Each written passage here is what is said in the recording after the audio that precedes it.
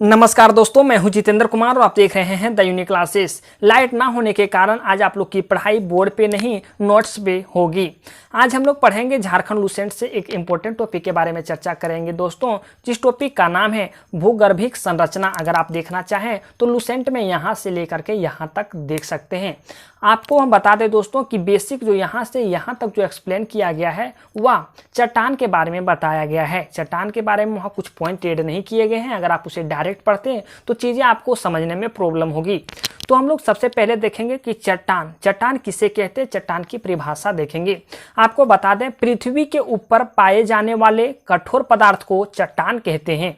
आप सिंपल भाषा में हम आपको यहाँ लिखवाने की कोशिश किए हैं कि चट्टान किसे कहते हैं। चट्टान जो है पृथ्वी के ऊपर पाए जाने वाले कठोर पदार्थ को चट्टान कहते हैं।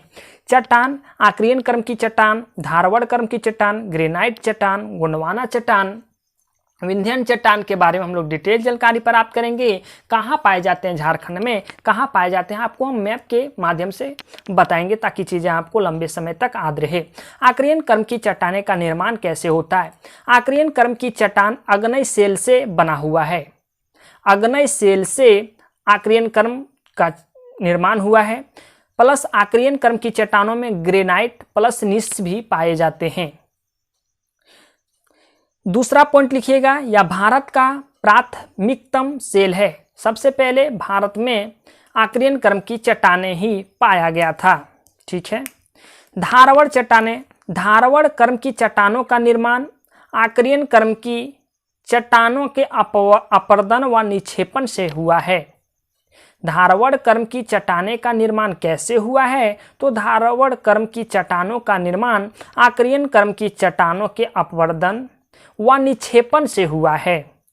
आपको चीजें पता चल गया कि आक्रियन क्रम की चट्टाने का निर्माण कैसे हुआ है, धारवड़ क्रम की चट्टाने का निर्माण कैसे हुआ है। अब आइए हम लोग देखते हैं ग्रेनाइट चट्टान। भूमि के अंदर जमा लावा के ठोस पदार्थ को ग्रेनाइट चट्टान कहते हैं। हम आपको अभी यहाँ चीजें समझाएंगे भी कि ग्रेनाइट चट्टान होता क्या है और ये पृथ्वी के अंदर जमा लावा ठोस पदार्थ को ग्रेनाइट चट्टान कैसे कहते हैं। हम लोग देखें गोंडवाना चट्टान। इस चट्टान का निर्माण कार्बोनिफेरस से जुरासिक काल के बीच हुआ। गोंडवाना क्रम की चट्टानों का निर्माण कार्बोनिफेरस से जुरासिक काल के बीच हुआ। भारत में अधिकांश कोयला गोंडवाना क्रम की चट्टानों में ही पाया जाता है।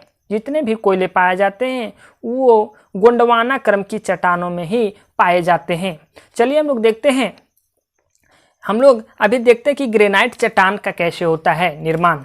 देखिए, आप इसे मानिए कि यह एक भूमि है और भूमि जब ज्वालामुखी होता है, जब ज्वालामुखी है तो ज्वालामुखी के कारण बहुत ऐसे ज्वालामुखी आता है तो ज्वालामुखी के कारण बहुत ऐसे जो लिक्विड पदार्थ जमीन के बाहर निकल आते हैं जिसे हम लोग लावा कहते हैं।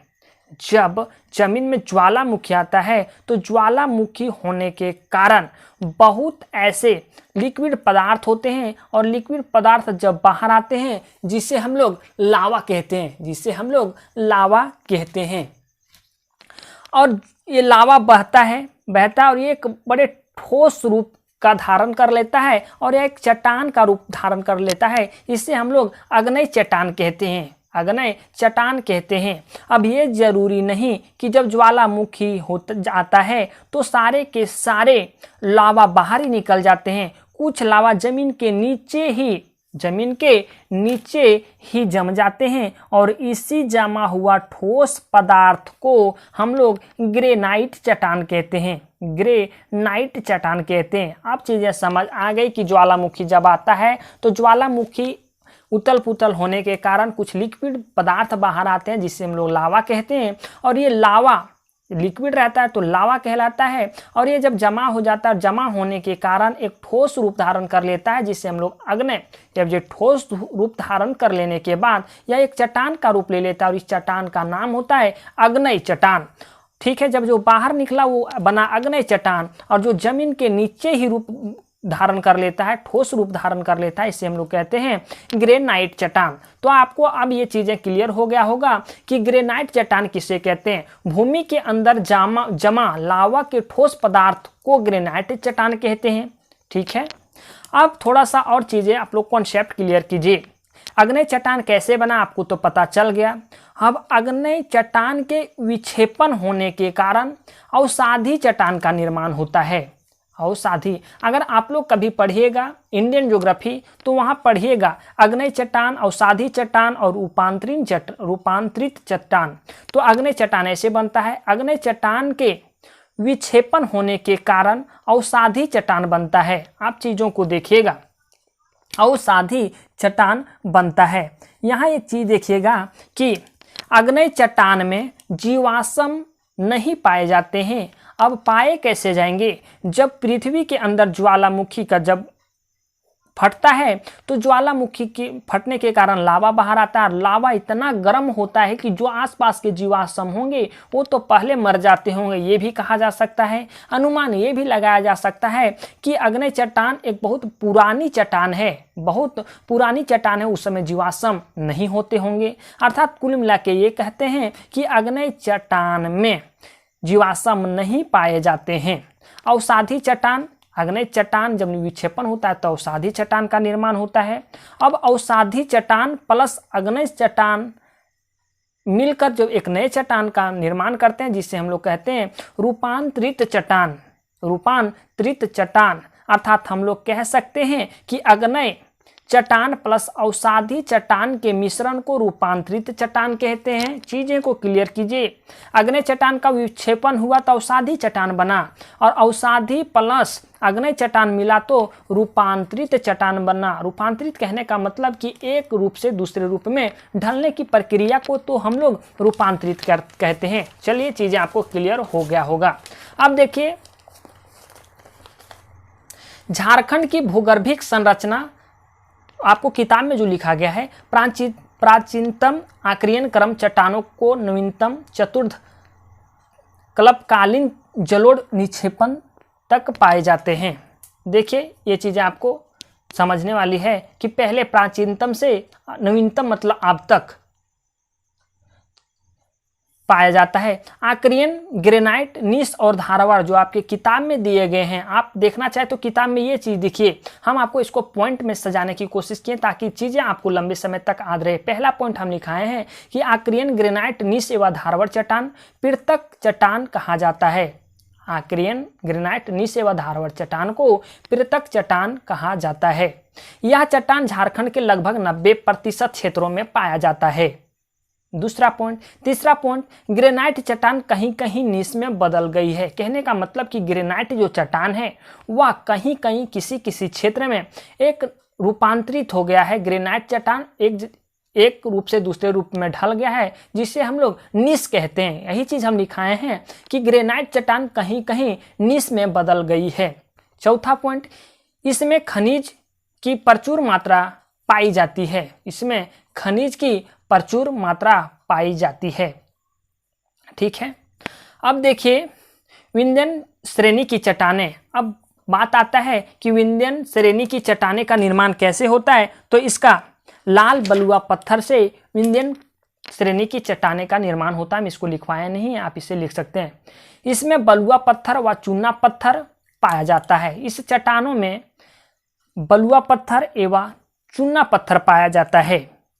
ऐसी चट्टानें गढ़वा जिला के उत्तरी पूर्वी भाग में पाया जाता है। आप मैप देखिए, विंध्यन क्रम की चट्टानें देखिए, गढ़वा यहाँ स्थित है।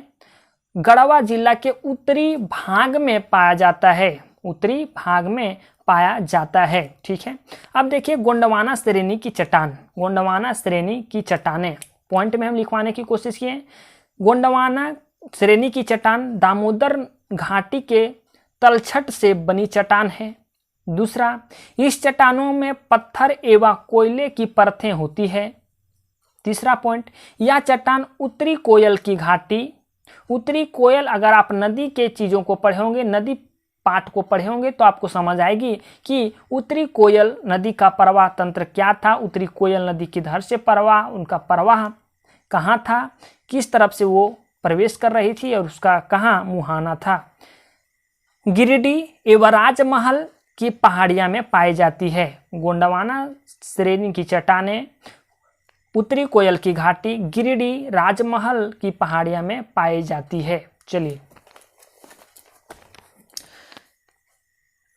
आपके बुक में है चौथा जो पॉइंट दिया गया है, राजमहल ट्रैप एवं दक्कन लावा की चट्टानें। तो राजमहल ट्रैप कहने का मतलब क्या है कि राजमहल ट्रैप का निर्माण कैसे हुआ, तो लावा के बहने से राजमहल ट्रैप बना। देखिए राजमहल ट्रैप कैसे बना, तो लावा के बहने से। राजमहल ट्रैप कैसे बना, तो लावा के बहने से राजमहल ट्रैप का निर्माण हुआ। दक्कन लावा कैसे बना, तो लावा का रुक रुक कर दरारों से जो प्रवाह चला उसे दक्कन लावा बना। लावा का रुक रुक कर दरारों से जो प्रवाह चला उसे दक्कन लावा बना।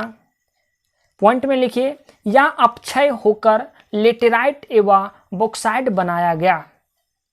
इसे यह जब अपक्षय हुआ तो अर्थात विघटन हुआ तो लेटेराइट एवं बॉक्साइट बना, और इसी के जमाव के कारण पलामू, गढ़वा, गुमला, लोहरदगा 5 क्षेत्र बना।